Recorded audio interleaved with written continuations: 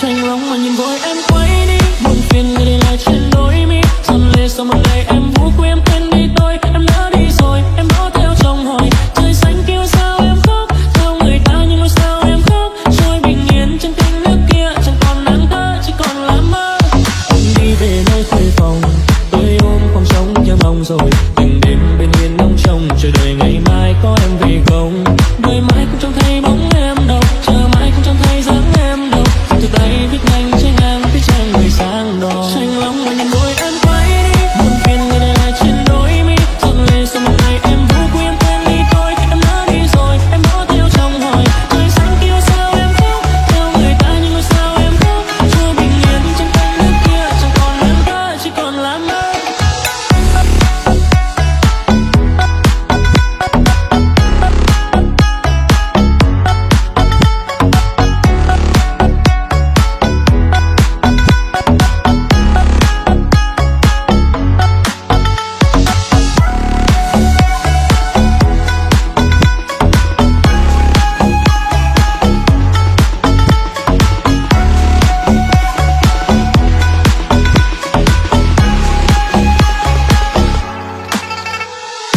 Rồi một ngày buồn mưa đến gió mang em đi xa xôi về thăm